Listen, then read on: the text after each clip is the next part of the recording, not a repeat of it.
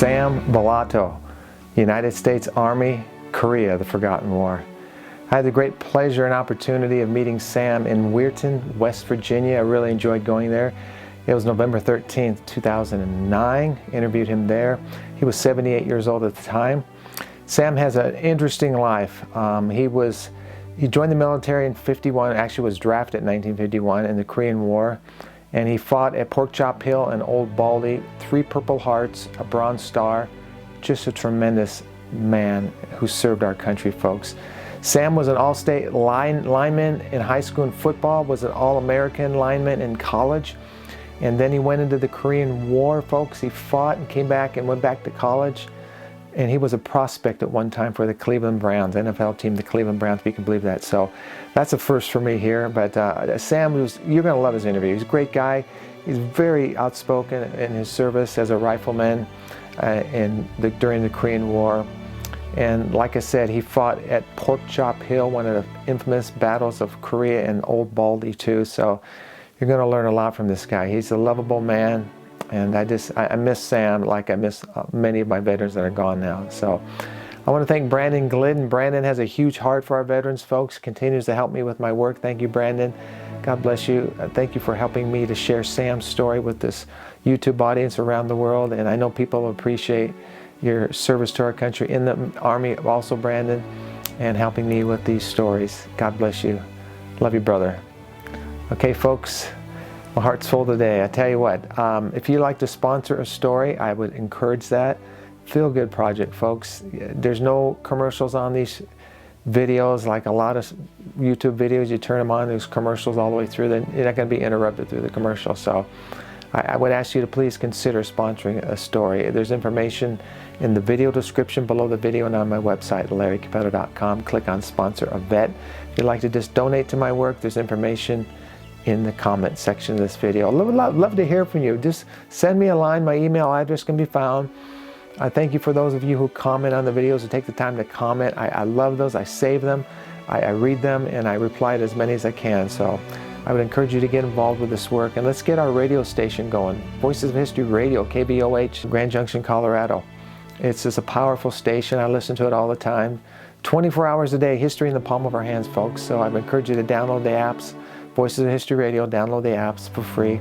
And just share this with a family member, a loved one, a veteran, a young person who needs to learn about our history. Oh my gosh, if there's anything or any audience that these videos need to reach is our younger generation, folks. And they can hear it too on the radio station. All right, okay, I think I got everything out for now. So I present to you Sam Ballato, a great story from the Korean War, and let's learn more about what those of us went through who served our country, the veterans that served this country during the Korean War, and my father was one of them too. So God bless you.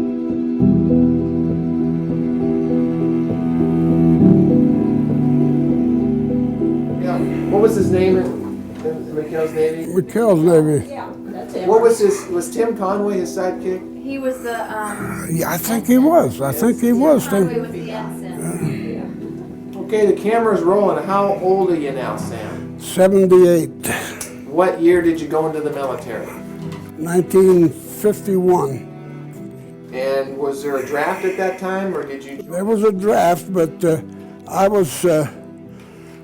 I had a 6-month deferment. I was a freshman in college, but I had that day I just flunked the art class, and I was PO'd. The teacher's name was Nutter, and there's a town down there named after her, I guess her people. And my buddy called me that night from Weirton, He said, I just signed you and I up for the Air Force. Well, you could see I was mad because I got the bad grade, and I didn't want to stay in. I said, that'll be good to get away. So he signed, one thing good, he signed us up for 21 months. And then Truman added another 3 months on it. So I've put 2 years and 1 day in, from February 13th, 51 to February the 14th, 53. Did you even know that Korea even existed then? Were you aware No, of the war? no. I was, like I said, he signed us up on a buddy system, like we'd probably go to Germany. Okay. But he went to Germany and I went to Korea. Okay. Well, tell me about your basic training. Where was that at? My basic training was in Fort Jackson, South Carolina. There you go.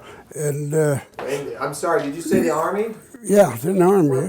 What were you trained to do? Were you just a rifleman? Well, I was just a rifleman, but like I said, I had that 1 year of college, and the machine gunners got killed that day. So the lieutenant in charge put me on the machine gun. He said, you got 1 year of college, you should learn that machine gun overnight. And then I become the machine gun operator. What, 60 caliber? Or what was it? 50. 50? Did you used to carry the tripod and everything? I also had I had a hernia from Korea. And then they told me, as soon as you get back to the States, they'll operate on you. Well, they never did. Plus, I just had a hernia in here, and they won't operate on that. I've had 3 different hernias, and they didn't operate on any of them. How come? Well, evidently, when I came back, I didn't go pursue it. At that time, I went back to college. But like I said, the 3 of them, they never did operate on them. But going over on a ship, somebody went down the steps and they cracked the skull, so they took us back, the ship back to Guam to let him off. Once we got into Incheon, I seen it looked like 4th of July. And I asked the sergeant, I said, what's going on over there? He said, don't worry, you'll be up there in 24 hours. I was too. And the night before, we went up on Old Baldy. They fed us scrambled eggs and stuff, and then the general got up on there and says, some of you are going to die today. And that really upset me. And when they made the skirmish to go up the hill, I ended up in the road. They had a direct hit to me, but the others, you couldn't see them. Well, I got hit with the machine gun round and knocked my intestines out. My buddy Frank from Kings, New York, I only met him a couple of days before that. He hollered at me, how bad are you hit, Sam? I said, well, I'm holding my intestines in my hand.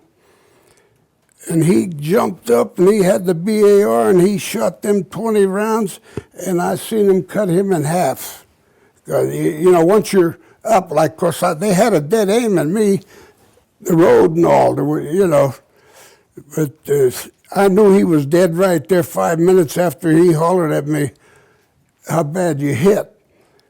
But it took me 30 years to really find out. I had to buy the casualty book from Washington, and he died at about the same time I went to the hospital. But, so were you sent home after that? No.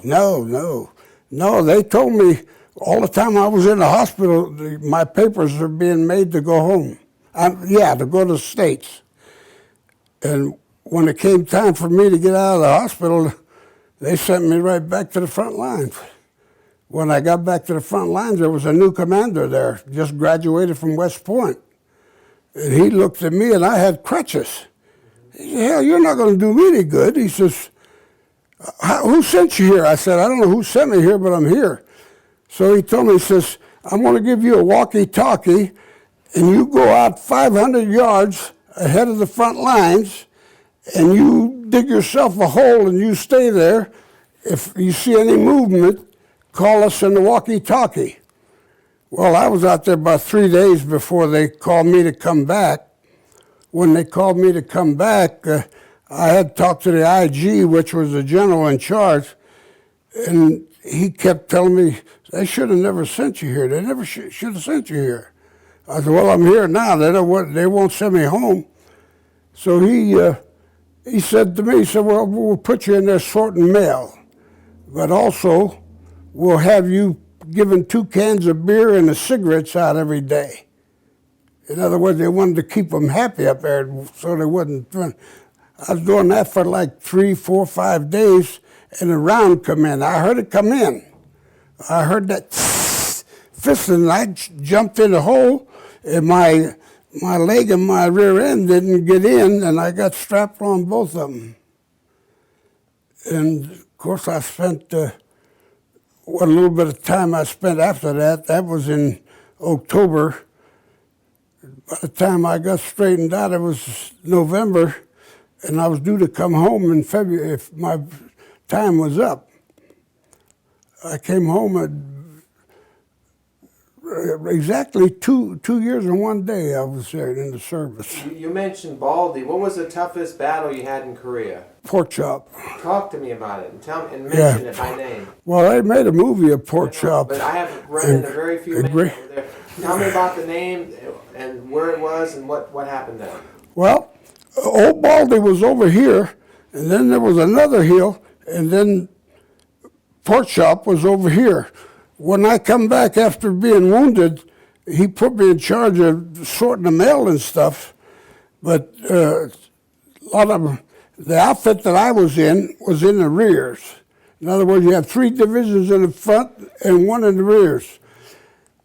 I was with the one that as soon as somebody got hurt or something, we went up and helped them. In other words, when I went to Old Baldy, I was going up to relieve L Company. Okay. But on Pork Chop Hill, we went to relieve, I think, the French. The French had a battalion. Filthiest people I ever seen in my life. They'd have the donkeys carrying them ammo up, and when they got hungry, they just stabbed it, pulled the chunk of meat out and started eating it with it made me sick, them people. What else are we going to say? Pork Chop Hill. I want to hear about Pork Chop Hill. Well, that was a son of a gun. Pork Chop Hill was a son of a gun. Them chanted, that old Chinese woman kept on singing, "You killing all us," all that. She come over that walkie-talkie, you know, and they was talking about going and coming. That was about the 8th time we took that hill. And we'd be up there one day, and then they'd come and take that hill. And the way they did, a woman on a white horse, a Chinese woman on a white horse, and before you know it, you seen a ton of, I called them rats, but it was all the Chinese coming. Well, when I shot that machine gun, I could have killed 1 million of them. Our pork chop was a heavy fighting thing. There was a lot of deaths and a lot of everything. I mean, I've seen guys with their face blown out, and there's nothing worse than the smell of a dead person. A lot of that smell. Gregory Peck made the movie of Pork Chop Hill, King Company. Well, I was in King Company, but I didn't know what they made. They wasn't making no movie when I was there. That's a good point. Yeah. Hey, this is good stuff. Okay, so were you fighting at the time? You said. Oh yeah. So did you have to go up in the hill? Yeah, I had to carry the gun and everything. Yeah. When you said you could kill 1 million Chinese, were they just coming in hordes? That's what they did. They come, there'd be snow on the ground like that, and they come with a T-shirt and 2 grenades on them. And this is 0 weather out there. I got frostbite in both of my feet. And here the guy's coming with a T-shirt. So what does that tell you? That tells you they were doped up just to kill. Throw them 2 grenades. Well, they had they had the old kimchi, rice and peas, and they put the dope in it. Well, after a while, I started eating that rice and cheese because it was hot. We were lucky to get a hot meal. I ate them sea rations, all kind of sea rations. But like I said, after the first time I got my stomach shot out, they did put me back there sorting mail and passing out 2 cans of beer with a pack of cigarettes. And they'd send Wheeling would send the mail pouch, where it was made in Wheeling, and I lived in Weirton, and I always kept the 2 cartons of mail pouch for me. I passed out the cigarettes. I did smoke a little bit there, but right after I got out of there, I never smoked no more in there. So Sam, what was the objective of taking Pork Chop Hill, and did you finally take it? Well, we take it, just like I said, we take it overnight, and we might be on there a day, and the Chinese would take it. This went on like Old Baldy went on 8 times, and over at Pork Chop it was probably 5 or 6 times, and it was nothing there, and you couldn't figure out what's worth of these people getting killed for this here, you know, just like they're over there now. People are getting killed every day, and it's terrible. Captured once too, I guess, as a prisoner. I got captured, and they started to march us up towards the Yellow River, and I seen what they were doing. They'd pull a soldier down and hang him up and stab him. And I said, hell, they ain't gonna stab me, because I was scared as hell anyhow. As soon as we started up that one hill, I got a chance to roll down over the hill. And they shot at me, but they didn't hit me. It took me 7 days to get back to the front lines at that time. And when I got back, I almost got shot because I didn't know the password. I tried to tell them who I was. I was screaming my name and everything, but that didn't mean nothing. You know. So were you the only man on the machine gun, or did somebody help you? Well, I had assistant. I had an assistant. Like water cooled or air cooled? Air cooled. Yeah. So you're firing many rounds. You fire many rounds, and after so many rounds, the barrel gets so hot. You have to change it. You have to take couple 3 with you every time, and you have to change that barrel when it's that hot. You know, the barrel itself I burned my hand a couple times. How far away were the Chinese when you're shooting? 100 yards, 50 yards? I'd say every bit of it, about 200 yards. They're coming at you like rats. And your gun would shoot that far? Oh yeah, they're coming. Could you see them falling? See, here was the thing. When we knew they were coming, they'd send 4 jets with the napalm. And them jets would come down, we wouldn't fire, and they'd drop the napalm. But that was so hot that we were back on this hill, you could feel it. But all the time I was there, all the jets would come in with the napalm. And that helped us a good bit. Because there were so many of them, they just come, you know. It's amazing listening to you describe it. It sounds like hell. Oh, that's the way I told them. It was hell. He said there. How did you get through that and not go crazy? I mean, I think that would be... Well, I got 50% PTSD. I got that. I mean, did the other guys hold up okay, or were they having problems? Did you get to help anybody? Most of them killed. Oh, yeah, I helped a lot. Most of them got killed. See, one thing about it, when we went over there, we didn't know who you was or who he was. See, like this Frank Permanzano, he was 280 pounds, 6'4", and he was drafted, and he bitched at me for 2 days all the time. How in the hell did you join up? This is stupid, you know. And I'd give him my scrambled eggs and everything because I couldn't. It took me a while to get used to that sea rations, everything. I ate everything that, you know. Mainly, every once in a while they'd give us a hot meal.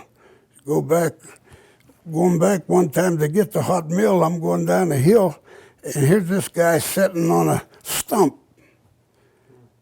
He says, "I'm Don Redberry," and I said, "Yeah, I'm Tom Mix," and he bust out laughing. He couldn't get over it. That movie star, he was the cowboy. I said, "Yeah, I'm Tom Mix. I'm coming from over there to shoot the hell out of me." But it was good, though. He was right there, right behind the lines. They had a lot of movie stars and all come over, but even MacArthur come over. I didn't get to see him either. 'Cause we spend most of the time on the front lines. So the combat was probably the worst at Pork Chop Hill and Baldy? Well, I would say Baldy and Pork Chop Hill. Baldy was a son of a gun.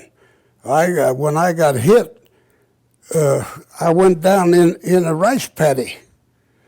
In about 5 minutes after I was in that rice paddy, the only thing was sticking up was my head. And here comes this General Fry with a .45. He said to me, "What are you doing, running away?" Real mean like. I said, "Running hell, I just got shot." So they pulled me out of the rice pod. They could see the blood out. And there was this big fat medic. He weighed about 400 pounds. He picked me up and he asked the general, "What do you want to do with him? You want to call for a helicopter?" "No, put him in a meat wagon." That's what they called them Red Cross things at that time. And I went straight to what they called the 343rd MASH. I don't know if it was in Seoul or wherever it was. I know I was in that meat wagon for a long time going over them bumps and all. And I'm in the meat wagon going, and I hear my machine gunner assistant, Julius Howard. He comes running through the minefields and everything. Whoo! Whoo! I'm shot. So what was comical, the next day when I got over there and I seen him, he was standing outside and they put a Band-Aid over his wound. But I never got to talk to him after that. That was the end. That was the last. Because I was in the hospital about 55 days, something like that. Chosin Reservoir was far over there because he still suffers from. That's when I first got there. He was at the Chosin? Yes. That's when I see that outfit I was with went after everybody had trouble. In other words, they had three battalions, or not battalions, but 3 armies in the front and 1 in the back. And I was with the 2nd Infantry, second to none, in the back. And every time they had a break, they'd send us up there, a squad or battalion into Old Baldy or Pork Chop Hill or wherever. Now, I thought the Chosen was in 50. I thought you went into 51. I went, but they still had people to go get out because that weather was terrible. But when I went, we went over. It was about the end of it. Well, tell me about the end of it. Tell me about the Chosen Reservoir. What do you remember about that? Oh, Christ, it was freezing. I think that's why I got frostbite in both of my legs. The snow was high. The weather was terrible. You couldn't sleep. You had a duffel bag or sleeping bag, but you'd freeze. We wasn't there long. We got everybody, whichever we had to take out, and I went back to Old Baldy. That was it. So you did get frostbite, you said, in your feet? Oh, both feet. I got 30% in both of them. Do you like the cold or not now, today? No. So tell me about some of the friends you lost. Were you with them when they got killed or wounded? Or? Oh, yeah. Well, I told you about The guy from New York. Yeah, from New York. I only been around him for 2 days, but I knew enough all about him. Did you help the wounded? Did you pick them up? No, I really couldn't help the wounded because I was shot. Yeah. You know, I was in a, And then the Chinese were going around stabbing. They were stabbing the ones that were wounded. They were going around stabbing.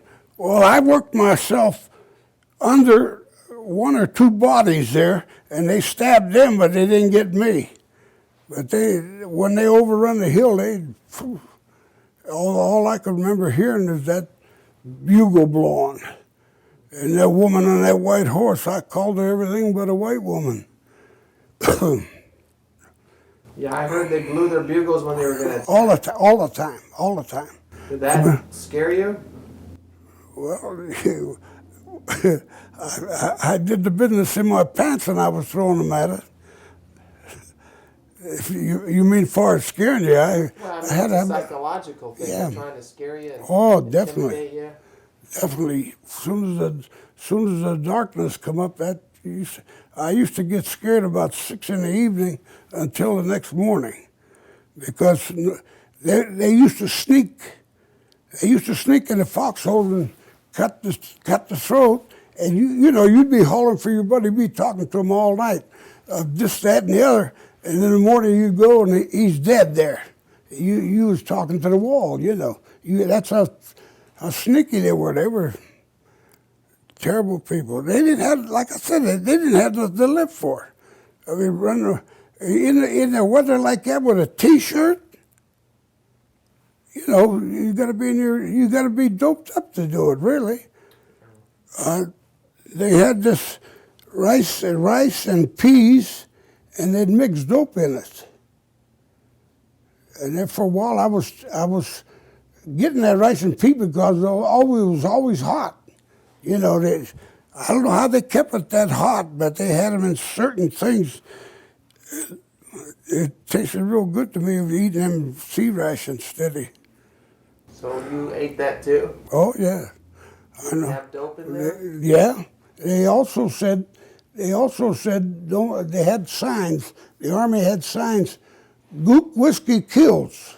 I had a big bottle like that. I swallowed the whole goddamn bottle. I said, "Kill you, gonna kill you," But, you do a lot of things when you're in something like that. As far as helping, my job after I got wounded, I could do a lot. I did different things like there was 10 pots there. If they give you a hot meal, they had 10 garbage cans set across, and they'd heat it with the motor. And if the lieutenant told me, he says, you fill them up when they get down, but don't put the fuel in until you make sure that it's cold. So the first 9 I filled, they were all right. When I get to the 10th one, I start to fill it, and I went in flames. Luckily, I rolled in the snow and got myself out of it. It didn't burn me because I had like that 200-300 pound of clothes on me. Burned the heck out of them. And the lieutenant, he said, "I'm going to put you up for court-martial." Hell, I thought I was going to die over there anyhow. What the hell I care about a court-martial?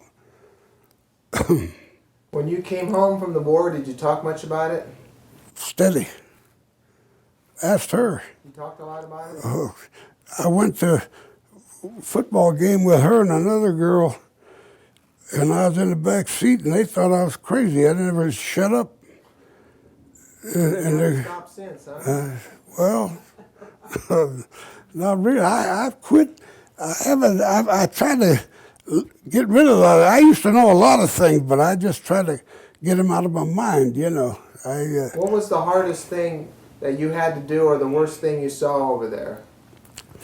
Carrying the dead bodies, helping them.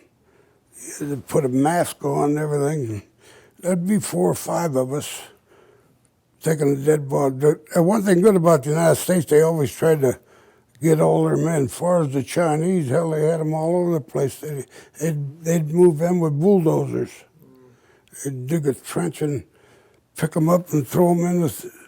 But the United States was always good about that. They took care of their own people. They refer to the war in Korea as a forgotten war. Definitely, definitely. Why do we hear that? Well, they figured it wasn't long enough. It was only 3 years. World War II was longer, plus the Vietnam was 12 years. But we lost about as many people in Korea as we did in the whole Vietnam War. Yeah. 3 years in Korea. And Lost that time. it's amazing that the fighting that you're talking about. Was there hand-to-hand combat? Definitely. Did you ever get involved in that? No, I was wounded. Like I said, when I seen them coming around with their bayonets and they were stabbing, there was a couple dead bodies around me, and I wiggled my way in, even though I was bleeding, wiggled my way under, but they stabbed them 2 bodies and it didn't get down to me. They wanted to make sure that everybody was dead. Why do you think you survived? A lot of guys didn't. I did a lot of praying. What kind of prayers would you pray? Well, after the first time I was shot, in my mind, everything come back when I almost drowned in the high river, and all the things I did, good and bad, it went through my mind all at once. You know, you just, and I just prayed Hail Mary, and the more I felt, I'd pray faster. Just like this last month, I was in the hospital for six weeks because my cancer is moving. What cancer? Oh, I had 7 prostate operations. 7? Most of them die with 1. I've had 7. They took everything out. Well, when I took the last PSA test, my went up to 308 or something like that. It was higher because the last 14 years since I had the surgery, it was just in 1 and 2, 2.5, something like that. But when it went that far, they figured I better get into radiation. I had to be in the hospital to get the radiation shot, 25 treatments. I had cancer. In '96, I had everything taken out, all that. And being with the radiation, my bladder fell down where the prostate used to be. And every time I went in, I had to drink a lot of water to raise that bladder up so the radiation would hit wherever they wanted to hit. And I know they wanted to hit over here because that's where all the trouble was. And she could tell you a couple of times, driving back, on the weekends they gave us a pass. You went home on the weekends. And you're supposed to drink water and stuff, and I drank, boy, I was ready to explode. When I got to the hospital, they took me right back real fast. And they were... The Tokyo hospital from his first, when his intestines all blew out. Yeah. And for like 3 months, I guess. I was looking in the book the other day, it was 55 days. It was 55 days. In Tokyo? Yeah, no, not in Tokyo. Well, I'm talking when he first was wounded. I know we're dealing with radiation now, but when he first was wounded on Old Baldy, and after all that time in there, they turned around and sent him right back. Yeah. Yeah, it's wild. So, listen, again, you survived, you think, because you prayed. Was your training good? The help training, it was real good. But aren't there some things you're just going to learn in combat you can't train You for? learn overnight, you know, just like the machine gun. I never fired a machine gun at Fort Jackson. The lieutenant says, you had a year of college, you're the machine gunner. Like that made it. So when you were shooting these Chinese, did you see them falling?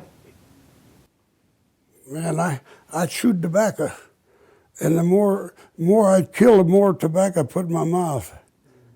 It just, the nerves, well, you get to a point there where you don't know. You don't know what, when, or if they're going to kill you, or you're going to kill them. You know, it's just a chance if you get out of there alive. And I was pretty. Huh? It was like suicide for all of them to be. Oh, it was. I hear a lot of them didn't even have weapons. Is that true? Yeah. There was a lot of that stuff. They were sending bad stuff. Of course, the sea rations that you ate were from World War II. Some of it was dated 34 or something like that. 20, you know, in the thing. And I could hardly stand that food, but I got used to it after a while. Well, what does Veterans Day mean to you, Sam? Veterans Day. What does that mean to you? It brings it all back to me. I usually spent the afternoon or the evening thinking about how many got killed, and I didn't get killed, and it brings it all back. You just think of everything that you know, and like they said on some of your movies there, that when you see the flag, well, I played at college, and every time they played the Star Spangled Banner, just automatically, you know. But I raise a flag every day over home. I've been doing this for years. He's a compulsive Actually, fire, believe me. That's one of my questions to the veterans is, you know, what does the American flag mean to them? And obviously it means a lot to you. Definitely. It shakes me up. Like I said, I played college ball, and every time they played the Star Spangled Banner, I'd go over and cry. It's just like when they gave me the Purple Heart in the hospital, I was with IVs and everything, and I didn't even know they pinned it on me. Pinned it on my, I got up and what the hell is this? And I had pulled off, and the nurse told me, said, they presented you with the Purple Heart. I said, I was asleep. I didn't know nothing, you know. But he was going around. Most of them that was in the hospital were getting Purple Hearts. Sam, what does freedom mean to you? Freedom means a lot. I mean, you can do whatever you please. You don't, you know, freedom means a hell of a lot to me. I'll tell you why. When I was in Fort Jackson, I got on KP for 24 hours, peeling potatoes and stuff. And by the time you get done with KP for 24 hours, I was so tired I wouldn't go take a shower. We were sleeping in tents at that time. My bed was right there where you opened the door, and I was sound asleep. And the commander that evening came. He said, "Ballato, go to the KP." I hollered at him. I just got off the KP. He come in another time. He said, "Ballato, go to KP. Go." I tried to tell him I just got off KP for 24 hours. The third time he come in, he brought a pitcher of ice and poured the ice on me. When I got up, we used to have the guns under the bed, on the hook to the bed. I pulled that off and I wrapped him upside his head. They marched me to the stockade in no clothes. I just had the shorts on. I was in there for 10 days, and I told myself, you're never going to go to another place. That's what freedom means. You know, you can't. When I was in that stockade, there was like 200 people in there. Conscientious objectors, guys that didn't want to fight, guys that shot their toe off. And I'm in there with all these crazies.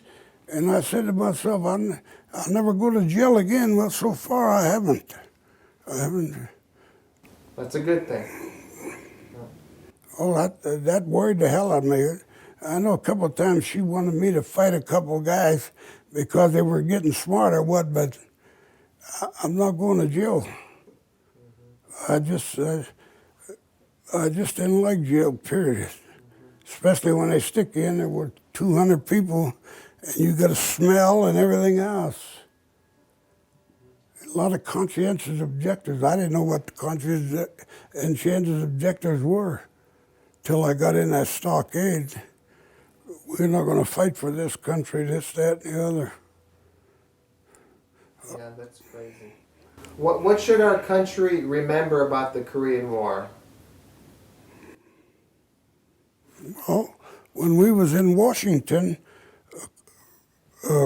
Clinton was president then, and he started talking about Pork Chop Hill, and she gave me a kick in the shin, you know, because it was a draft dodger like Clinton, president, and then he's talking about all them who fought on Pork Chop Hill, and I got to thinking that was some kind of a battle.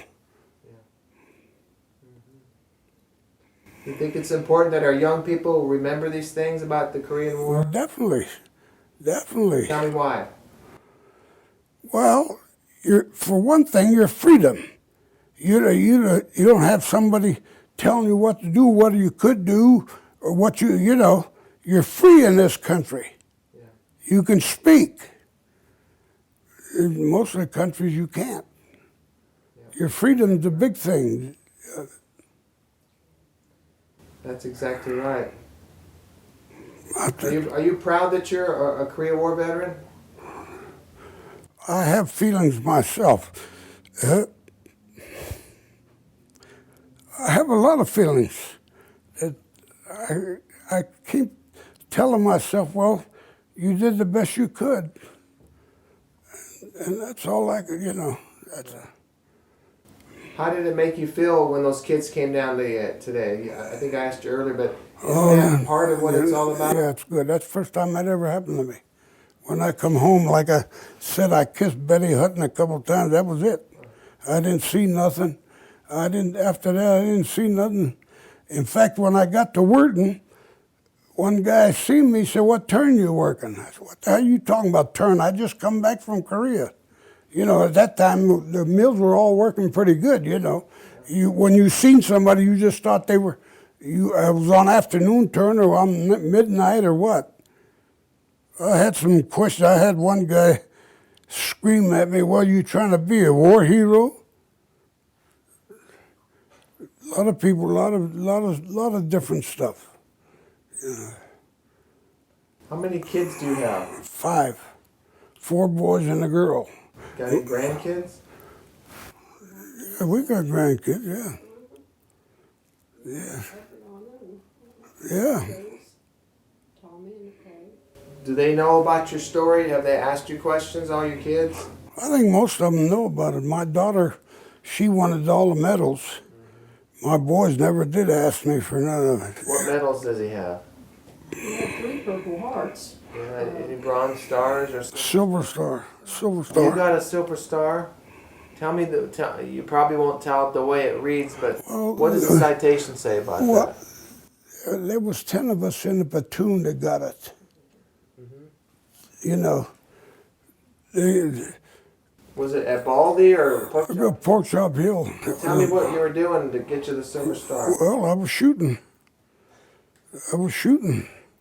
We was on top of the hill. I had the machine gun set up, and like I said, she'd blow that horn and they'd start coming, and we'd start shooting. We'd take the hill one day, next day they'd take the hill. You take it the next day they come. And after about 7 or 8 trips, 9 trips, what the hell's going on here? You know, it never made sense. It started then, and then it never ended with all these wars they got going now and everything. They don't make sense. Well, I always thought, what could you do with a person, especially when you come out of there? You had a hard time getting into the VA hospital and everything. Yeah. You know, it didn't really make much sense. Even today, I kept just like they've got 8 years over there now. What have they accomplished? They're over there helping this guy that's selling dope and everything, Just like when I was in Korea, Sigmund Rhee was the honcho, the whatever you call him, president, whatever. You never seen that guy. He was hiding somewhere. I'm going to ask you to try to do something. I want you to define combat. Give me a definition of combat. Combat is one son of a bitch. Combat is if you ever had any thoughts or anything, when that bullet's coming to you, Charlie, I want you. We had a Texan in the outfit, and every time the new guys would come in, he'd set them down and tell them about Charlie shooting at you. And finally, he had them all in a huddle there. They wanted to know, what happened, what happened? Charlie, I got you.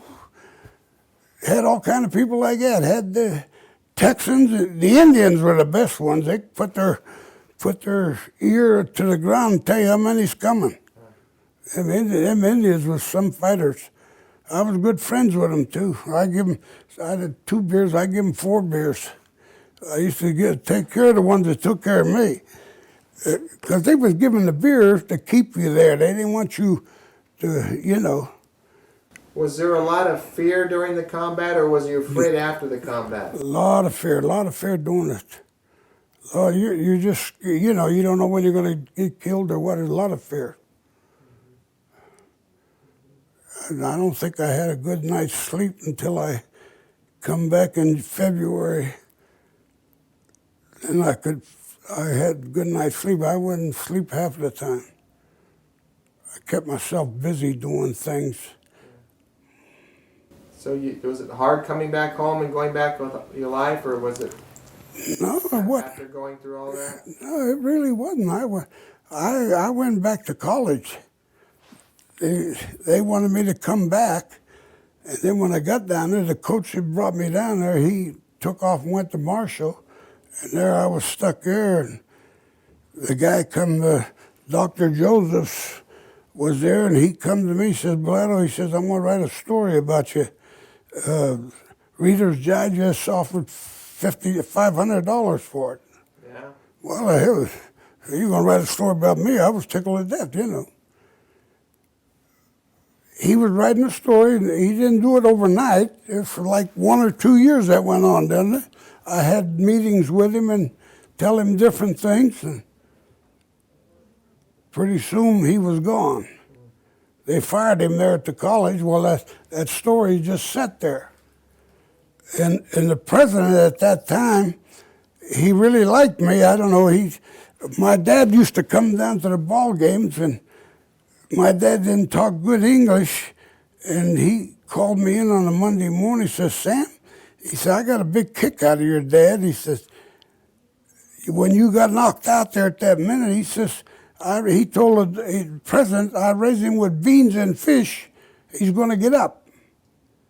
You know, he kind of, my dad lived to be 104, 2 weeks 104, but he worked 2 jobs. I worked for an insurance company. I was a bullshitter more than anything. I worked for the biggest crooks in the world, all the insurance. So are you going to be okay with your prostate problem? I mean, well, that's what I'm having now. I'm having pains in here, but they give me a good clean bill. Last time we went, I've often wondered if he has a scar from here to here where he was shot. I'm wondering if there's anything to do with the artificial intestines they put in, or anything of that nature that's brought this on. But prostate problems is predominant now, it looks like. Well, I remember the first time I thought they told me most people die from it. I had 7 of them. 7 of them to different hospitals. The last 3 I had at the VA, they were really good. Well, we'll have to hope and pray that you're going to be okay, huh? Oh, I'm going to be okay. I'm definitely okay. I mean, These vegetables. she gives me vinegar, a little glass of vinegar. But I've been a diabetic. When I got shot, and I came back to this country, Well, Dr. Flood was just got out of Notre Dame, and then he was in the Army. So the VA up in Pittsburgh asked me if I had a doctor that I could go to at home and that they would pay him, you know. So when I sent in his name, and then he was a major in the Army and everything, he took care of me for 22 years until the day he died. I went back up to VA. They said, what are you doing here? You have a private doctor. I said, no more. He opened up his garage door and died.